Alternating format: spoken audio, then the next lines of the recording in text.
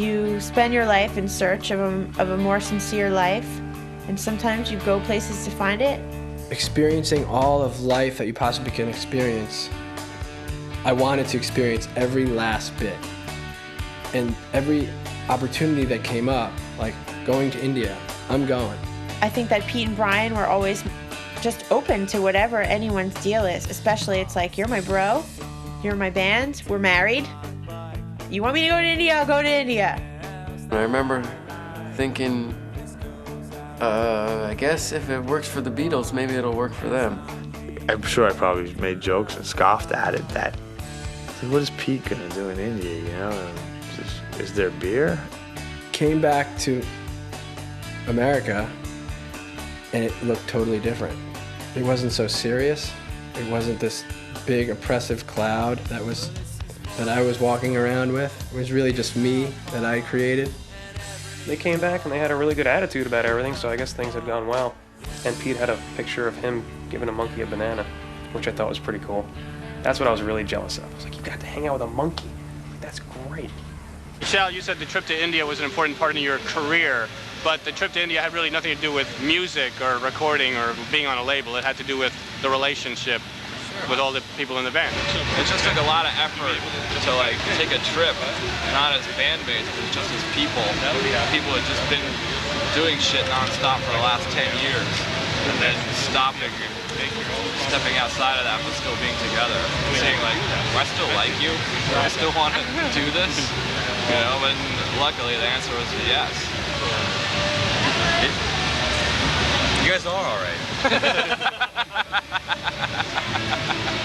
1, 2, 3, 4.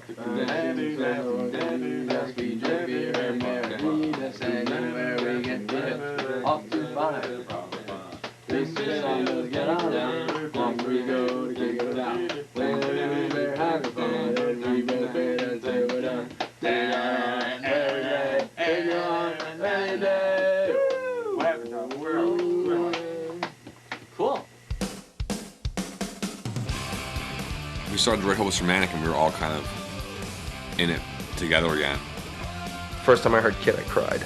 Now's your chance, we are here, we make you dance. It's kind of a funny line, and maybe I'm reading into it, but to me, that's their whole essence. You get a room full of kids, and they have really stressful lives. They may not be stressful by some standards, but it's stressful to them. You know, their parents are on their back, the school is in their face, they're scared about the future, they don't know what they're doing, they don't know who their friends are, and they don't know who they are sometimes. They get a band like the Souls, and for an hour, they don't have to worry about any of that stuff, and you see it. When you see that, you really understand them, and it's in that lyric to me. It's the idea that you're not alive yesterday, you're not alive tomorrow, but you're alive at that moment.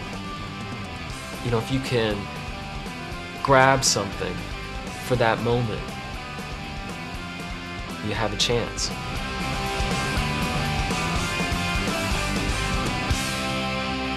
In retrospect, like, that's the time when like some personal problems like started kind of developing. Like each of you, when did you discover punk rock and get into it? Well, that discovering punk rock was happening all the way. You know, like, mostly like. Except for me. Shal didn't like punk, and it was just like he just reacted against everything. The records just reflect perfectly how the band was. Shal like, I'm not gonna play fast, and I hate punk, and he would just say things like that, and it was like he had all these hang-ups that you couldn't write around. Nothing was really that bad. Like, the tours after that were pretty cool. The Warped Tour was great. Like, the album like was doing really well. I didn't want him to leave the band. That was the last thing I wanted. And that was the last thing everyone wanted. We wanted it to work. What he used to be was different. What I used to be was different. Everything was different. People, I think, grow apart. I don't know what happened. Ultimately, there's a divorce, you know, and people make a huge deal out of it because they're a band, they live public lives, they want to know, like, what's the dirt? But you know what? When your friend's parents get divorced, you don't say, so you're banging the next door neighbor. I think as fans, they have a right to know the bare basics, and that's kind of what I give them. And I just said, it wound up being a personality conflict, which is kind of what it was in a way. And I don't want to make him feel really bad because he was my friend for a really long time. It was a hugely traumatic thing in all of our lives. What happened? I have no clue. It was around September of 1999. I remember seeing Shao then. He was giving me a little bit more like, I'm kind of spaced out. But I was like, whatever, he's doing his own thing. He started to hit the drums later, which I always broke his balls about. When he would get drunk, he would kind of say kind of weird, cryptic things. And I would just be like, he's drunk, whatever. You took a lot for granted, you know, because everyone around you had some kind of really weird something about their nature, you know, that made you love them more. And Shao was just like that, you know. I don't want to paint a bad picture of him because he's not a bad guy, but little things like talking to himself, which isn't that abnormal, but in this situation it was. He wasn't taking care of himself, and he was partying, and that was fine. Everyone was doing that. When we went to Europe with Avail and Lagwagon, it became clear that things were totally changing, you know. He wanted to leave the tour. Sometimes I'm like, maybe we should have just stopped then. We'd like just gotten to Europe and we're like, you know, we shouldn't go home, we should just deal and kind of carry on, you know. Then he started getting really weird. He started freaking and not being himself at all. That was like one of the final steps though, when they were on tour with the Van Lagwagon. And I just remember like them calling me up and he was telling me about all the things that Shao was doing, about walking on stage naked, you know, kissing people's feet, putting cigarettes out on his arm and stuff. A little hostile here and there, like a little vibe to him, and I was just like, what is going on? It looked like Shao, you know, it talked like Shao, but it wasn't Shao. It was like, it was really kind of, really difficult and heartbreaking because, like I said, it's like you're looking at your friend, but you can't reach him. You can't get in there. You stand there and you look at somebody that you've been looking at for years, and they look the same, you know, their hair is the same, their clothes are the same, their eyes are the same, but that person's gone. He wasn't the person that I knew as a friend at all anymore, so it affected me in the way that I lost a friend, you know. One part I'm like, I think Shao's crazy. And then another second I'd be like, is Shao trying to get attention somehow? Or like, I just didn't know what was going on. I was like, totally confused. Our first take on it was, why is he acting like a dick? This can't, you know, like, this can't be real, you know, like, why is he behaving like this? But apparently it's something that he might not have control over, maybe does, who knows? Is he fucking with you? Is he spaced out? Is he talking to someone that's not there? Does he see someone? Or is he just trying to get attention? I gave it a lot of thought as to like what was going on, and I think I just kind of burnt myself out. I was like, because I kept coming up with no solution, no answer. I mean, he was having like real-time hallucinations, you know. I mean, really, he was seeing things that weren't there, felt he was experiencing things that weren't happening. He was being abusive to himself, physically abusive. He played like he didn't really care, and he was just going through it. He wasn't playing well, and he didn't even know it. Shao was just going through something really fucked up, and I didn't know what it was, and I didn't know how to help him, but we all tried, and it seemed like he didn't want to even admit that there's something wrong, you know? Shao would not acknowledge his behavior, and he would not acknowledge that this feeling that we had shared was not there anymore. Definitely like the worst time of my life. It was just totally something I couldn't make sense of for a really long time. They did the East Coast Fuck You tour with H2O. Out of maybe 12 shows, 2 were okay. We had an intervention at his apartment. Just go to your parents' house. Just go with them. We love you. You know, like a whole intervention. We had like 5 days off, and we had like a long weekend left. What's up, man? Here we are at the Philly Chalk Show. Yeah? Well, actually, we're in the truck outside the Philly Chalk Show. Yeah. Trocadero. What's big show? Date today is, what are we looking at? December 2nd. December 2nd. Yeah? 2nd. You guys looking forward to rocking tonight? Sure, man. Yeah? Always looking forward to rocking. Very What good. else is there to really look forward to, you know? Right. Besides rock. Any special surprises you guys are gonna pull out of the hat tonight? Everything that happens is going to be a surprise. Everything under the sun, man. There you go. All right, gentlemen, let's have a good time. He came to the show and was like the same, like just like, you know, he just, you couldn't even look at him in the eye. He played the show, and it sucked, and the band sucked. And just playing songs totally slow and like off and fucked up, and like he was a great drummer, but he was just like he wasn't even playing. The kids probably weren't picking up on as much. You're standing off the corner of the stage and you're seeing it. You see this interaction with Pete, who's the nicest guy in the world, glaring back at Shao, who's been his friend for 15 years, and he's pissed. All these emotions, all these feelings and memories, like that once were and just didn't exist now. I'm in front of all these people, thousands of people, Philly, yeah, love you, man. You know, it didn't matter. It was like, I'm alone in this world, and Shao has to leave this band. The Souls gave him every inch that they could, you know, like everyone else in the band. And he couldn't perform as a drummer by the end. He couldn't play through the set because he was so fucked up. So, you know, they had no choice. I couldn't be around him anymore. I couldn't be in a band with him, that was for sure. There's no possible way we could possibly write songs with him. His family wanted everyone to get together and talk about it. So we're like, okay, yeah, we want everything to work. We don't want this either, you know, like we always wanted it to work. You know, they sat down and talked with his family and stuff, but there reaches a point where, you know, you have a grown man, and your friends can try to intercede when they see that you're not doing well, but, you know, ultimately we're all on kind of our own road. You can't force somebody to be well if they don't feel that they have a problem. And he never did. Then a month later is when he left the band, you know, permanently. He was sitting at his coffee shop across the street from his house, like he did every day, all day, you know. We knew that's where we'd find him, and we just like got together and walked over there, walked in and talked to him, and we're like, this is fucked up, this isn't working out, dude. It was really short. I just said, Shao, we have to ask you to leave the band.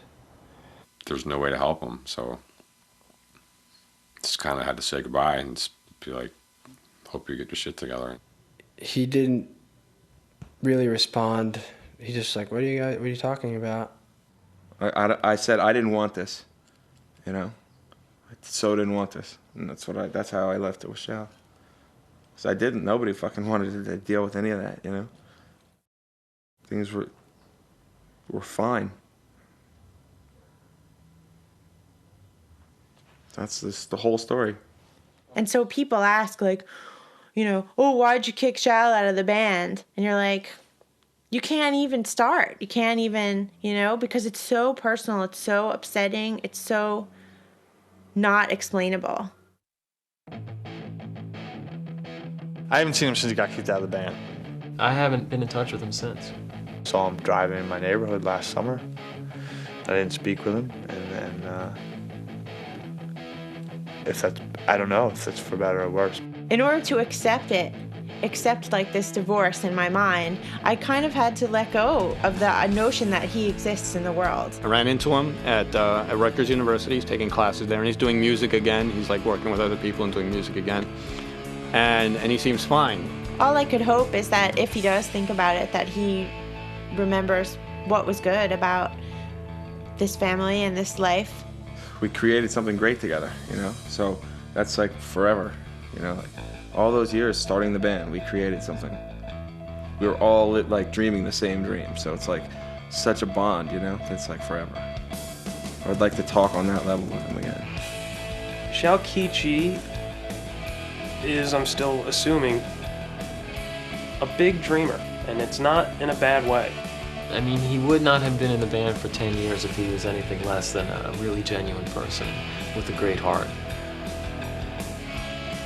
I hope he finds his way back. I'm glad to have known him. And I miss that guy.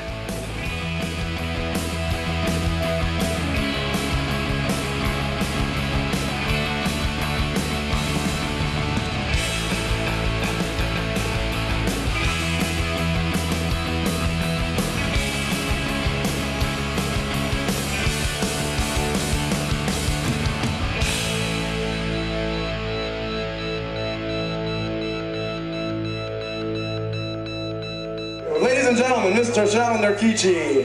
Fuck you, everybody. Shal's the best.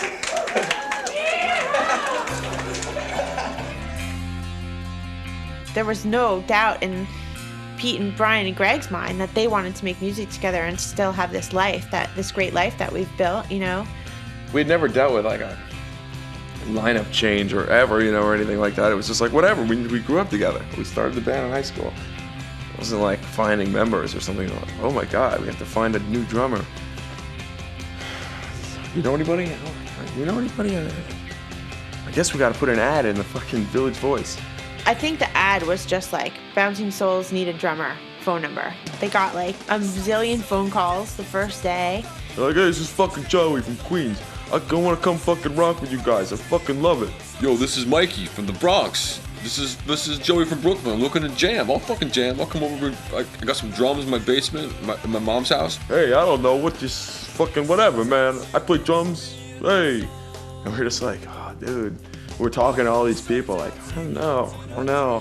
We wanted someone like who knew the band and who knew the songs and was kind of on the same vibe and wavelength as us. I played Shal's last show, and I was playing in a band called Mephistopheles. I sat up in the balcony later and watched 1,400 kids go crazy for this band, and I was like, God, why can't I be in that band? His friend saw the ad, and McDermott called, and he's like, yeah, this is Michael.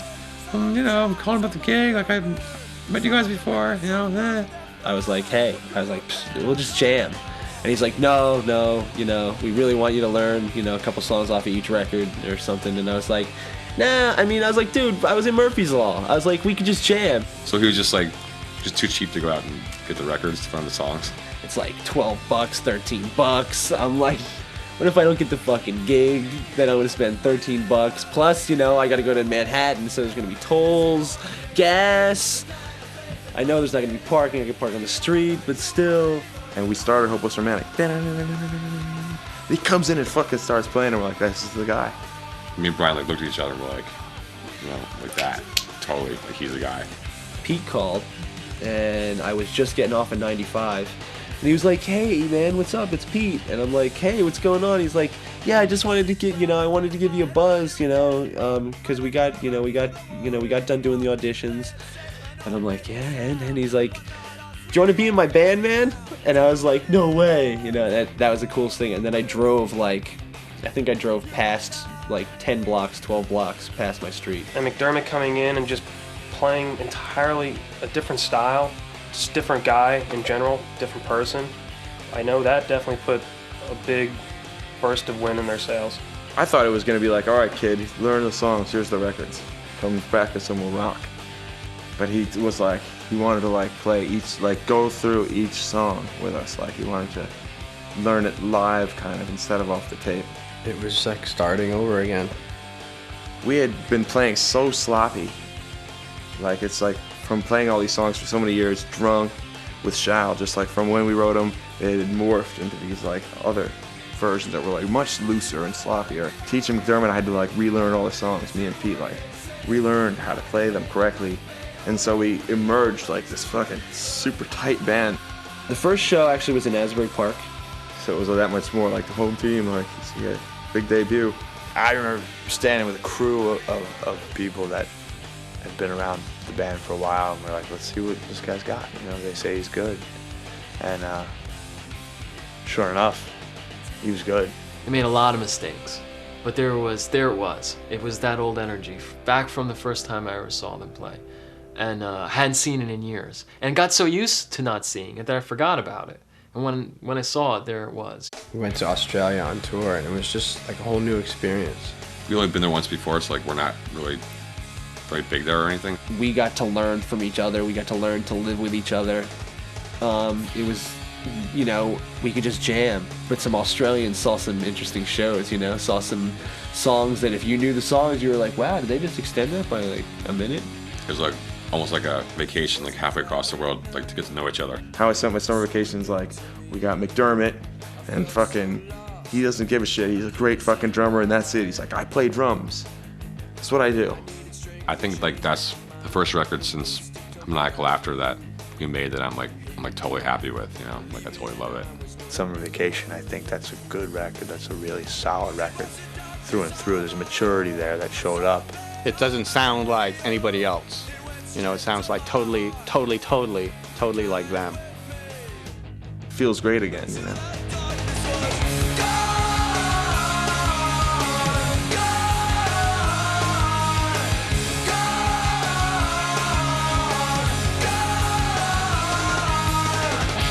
It's like, okay, how can I like stop time from happening so that this doesn't, you know, so we can live like this forever. Don't know if I would have made it without these guys, you know? Like, they definitely fucking saved my life at least once, you know? And the band itself saved my life in general. Seeing the world, developing relationships with people all over the world, learning how to sing properly. I'm so happy and grateful that I've had such a great life already. I'm only 31 years old. I'm glad for like everything that's happened with us in the past 12 years, like every moment, you know, all the good and bad. People always say, like, what's the best record, or what do you think the best record is? And with them, I've always thought the next record is the best record. I don't really know what they have in store for us. So I don't know. I mean, I like to hear what they do, and I just wait for it. Maybe in like 20 years, you know, maybe they'll be on like Gap commercials. Nah, I'm just kidding. Maybe they will.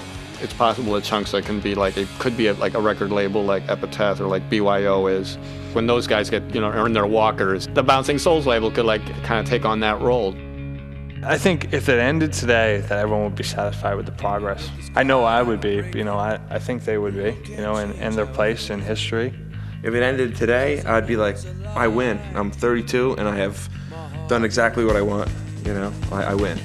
And if it doesn't end, I hope it, you know, I can't see it ending. I don't know, I have no idea what's gonna happen in the future, but all I know is right now, I'm having a great time. I'll always be a musician because that's just what I do. Like, I'm even kind of excited to go to, like, I want to get gray hair.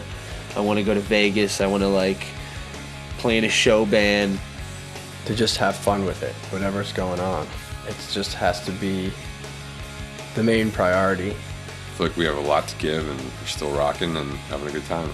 Music's infinite, and you never, like, really reach a ceiling or a pinnacle, and you're always learning, and so it never gets old and it never gets boring, and shows never get old and boring either, because it's like every night is new, and it's like a new chance to create that energy and then to enjoy it with a new group of people. And it's like the best way to fucking live, man. You're not alive yesterday, you're not alive tomorrow, but you're alive at that moment. You know, if you can grab something for that moment, you have a chance.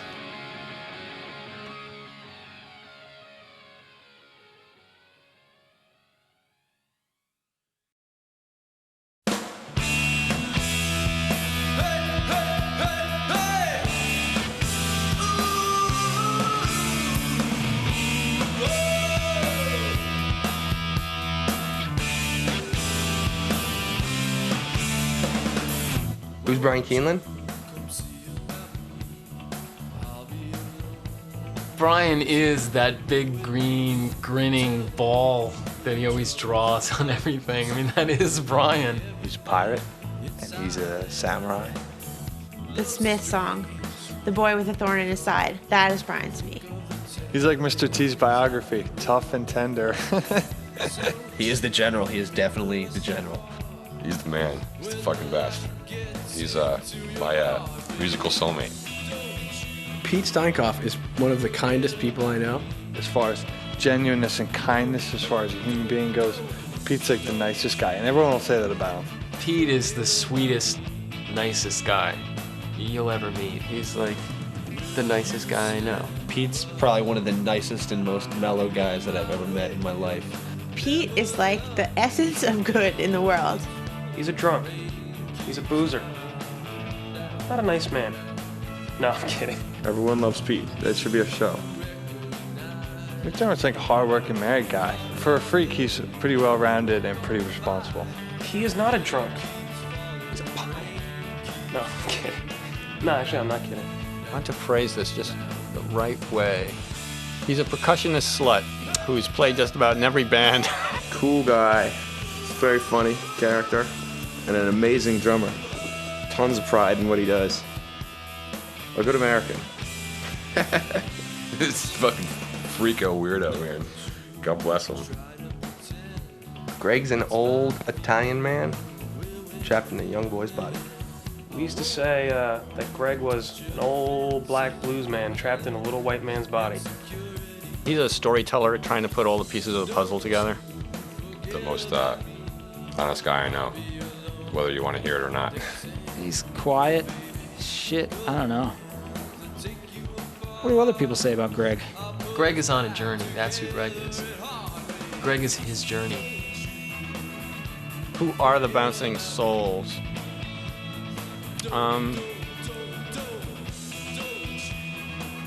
The chemistry in this band, I don't think I've never seen exist in other bands, and I've been in a lot of other bands. The Bouncing Souls are that feeling you walk away with from a show. That's what the Bouncing Souls are. When you just feel inspired. We're just trying to get through life like everyone else.